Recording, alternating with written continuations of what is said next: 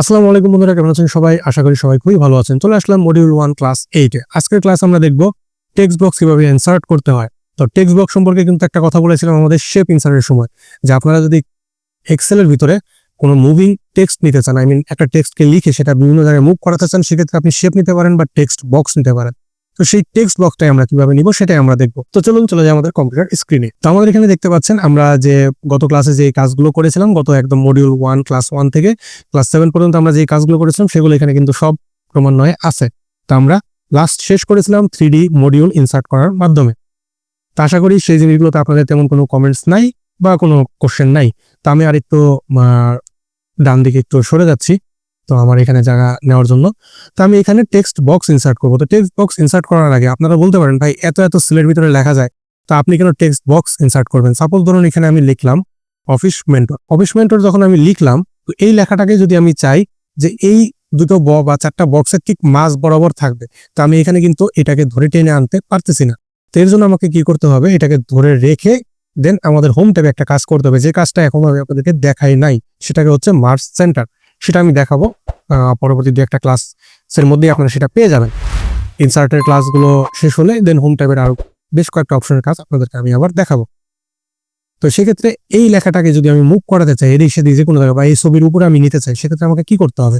হয় আমাকে শেপ নিতে হবে, আর না হয় আমাকে টেক্সট বক্স নিতে হবে। তো শেপ আমি নিচ্ছি না, শেপ আমরা ইনসার্ট করে দেখেছি, তো টেক্সট বক্সটা ইনসার্ট করব। তো টেক্সট বক্সের জন্য ইনসার্টে চলে যেতে হবে এবং এই যে এই পাশে দেখতে পাচ্ছেন টেক্সট নামক একটি সেকশন আছে, সেখানে ফার্স্ট অপশনটাই হচ্ছে টেক্সট বক্স। ক্লিক করার মাধ্যমে আমার এটা এনাবল হবে এবং আমার কার্সরটা কিন্তু চেঞ্জ হয়ে গেছে। তো এখন যদি আমি এখানে ড্র্যাগ অ্যান্ড ড্রপ করি, আমার ইচ্ছা মতো আমার টেক্সট বক্স কিন্তু চলে আসছে। এবং এর ভিতরে যদি আমি এখন লিখি অফিস মেন্টর, আমি এটা লিখলাম এবং এখন কিন্তু আমি এটা যে কোনো জায়গায় মুভ করতে পারতেছি। ইচ্ছা মতো আমার যে জায়গায় দরকার আমি সে জায়গায় কিন্তু এই টেক্সট বক্সটা মুভ করে নিতে পারতেছি। এবং যখন আমি টেক্সট বক্সটা নিয়েছি তখন কিন্তু আমাদের নতুন একটি অপশন আছে, সেটা হচ্ছে শেপ ফরম্যাট। তো এটাও কিন্তু এক ধরনের শেপ বলতে এটাও শেপ। তো সেই শেপ ফরম্যাটে গেলে আমি কিন্তু এই শেপের ফরম্যাটটা চেঞ্জ করতে পারি। শেপের ফিল আমি এখান থেকে যদি নো ফিল করে দেই, তাহলে আমার এই শেপের কোনো ফিল থাকবে না। দেন আমি শেপের বর্ডার কালার যদি আমি নো করে দিই, কোনো শেপের বর্ডারও থাকবে না। বা আমি রেড করে দিলে রেড থাকবে। শেপ ফিল থেকে যদি আমি এটা গ্রিন করে দিই, গ্রিন হবে। এবং এই টেক্সটটা সিলেক্ট করার পরে এখান থেকে যদি আমি হোম ট্যাবে গিয়ে এটার ফন্ট সাইজ বড় করে দেই, দেখতে পাচ্ছেন আমার ফন্ট সাইজ কিন্তু বড় হচ্ছে। এবং আমি ফন্ট কালার যদি আমি এখান থেকে রেড করে দেই, আমার ফন্ট কালার কিন্তু রেড হয়ে গেছে এবং এটা আমি যে কোনো জায়গায় কিন্তু ইজিলি মুভ করতে পারতেছি। তো এই ছিল মূলত টেক্সট বক্স। তো শেপ ফরম্যাটে গিয়ে কিন্তু আমরা এখান থেকে ওয়ার্ড আর্ট স্টাইলও এখানে অ্যাড করতে পারি, যে কোনো ওয়ার্ড আর্ট স্টাইল অ্যাড করতে পারি। তো ওয়ার্ড আর্ট নিয়ে বিস্তারিত পরবর্তী ক্লাসে আমরা আলোচনা করব। এবং text feel, text outline, text effect সেটা ওয়ার্ড আর্টের ভিতরেই আপনারা পেয়ে যাবেন। এছাড়াও শেপের কিন্তু আমরা বিভিন্ন ফরম্যাট এখানে দিতে পারি, যেরকম শেপ ফিল এবং আউটলাইন তো বুঝলেন। শেপ ইফেক্টের ভিতরে আমরা প্রিসেট ইউজ করতে পারি। এখানে দেখতে পাচ্ছেন বেশ কিছু কিন্তু আমাদের রেডিমেড প্রিসেট আছে, যেগুলো 3D ইফেক্ট বা বেভেল ইফেক্ট আমাদেরকে দিচ্ছে। শ্যাডো থেকে আমরা শেপের বিভিন্ন শ্যাডো আমরা কিন্তু অ্যাড করতে পারি। যেমন আমি যদি এই শ্যাডো দিই, তাহলে আমার ইনসাইডের শ্যাডো হবে, ইনার শ্যাডো যেটাকে বলে। আমরা অনেক সময় ছবি বা বিভিন্ন টেক্সট ইফেক্টে ইনার শ্যাডো দেখি। এছাড়াও যদি আমরা এখান থেকে সফট এজ দিই, তাহলে আমার কিনারাগুলো খুব সফট হবে। 3D রোটেশন থেকে আমরা এই টেক্সট বক্সটাকে একটি 3D রোটেশন দিতে পারি আমরা।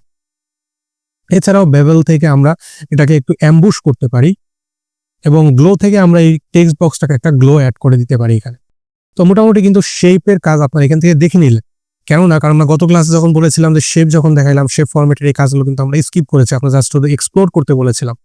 তো আজকে কিন্তু আপনাদের কিন্তু একটা ধারণা হয়ে গেল যে shape feel, shape outline, shape effect থেকে কি দেওয়া যায়। এছাড়াও আমরা এই শেপ স্টাইলের পাশে যে প্রিসেট বক্স আছে, সেই প্রিসেট বক্স থেকে আমরা এখান থেকে বিভিন্ন ধরনের শেপ স্টাইল কিন্তু নিতে পারি। এই যে আমি এটা ক্লিক করলাম, এই শেপের স্টাইলটা কিন্তু চলে আসলো। তো বন্ধুরা, আশা করি আজকের ক্লাস থেকে আপনারা কিভাবে টেক্সট ইনসার্ট এই জিনিসটা একদম ক্লিয়ার হয়ে গেছেন। যদি কোনো আনক্লিয়ারিটি থাকে বা কোনো কোশ্চেন থাকে, আমাদেরকে কোশ্চেন করতে পারেন, আমাদের কমেন্ট বক্সে কোশ্চেন করে জানাতে পারেন, আমরা সেটার অ্যান্সার দিতে ট্রাই করব। আশা করি ভিডিওটি ভালো লেগেছে। ভিডিওটি ভালো লাগলে অবশ্যই আপনার বন্ধুদের সাথে বা আপনার প্রিয়জনদের সাথে শেয়ার করবেন। চ্যানেলটি সাবস্ক্রাইব করতে ভুলবেন না, আমাদের সোশ্যাল মিডিয়াগুলো ফলো করতে ভুলবেন না। এছাড়াও আমাদের কোর্স যারা করতে চান, ডিসক্রিপশনে থাকা লিঙ্কে গিয়ে এখনই এনরোল করে নিন মাত্র 599 টাকায়। মাইক্রোসফট অফিসের ওয়ার্ড, এক্সেল, পাওয়ার পয়েন্ট এবং ফটোশপ বেসিক কোর্স, সাথে থাকতেছে আকর্ষণীয় একটি সুন্দর সার্টিফিকেট, যেটা অনলাইন কপি, আই মিন পিডিএফও এবং হার্ড কপি তো পাবেনই। এখনই এনরোল করে নিন এবং আপনার ফ্রেন্ডদেরকেও এনরোল করতে বলুন। পরবর্তী ক্লাসে আপনাদের সাথে আবারও দেখা হবে। সে পর্যন্ত ভালো থাকেন। আল্লাহ হাফেজ।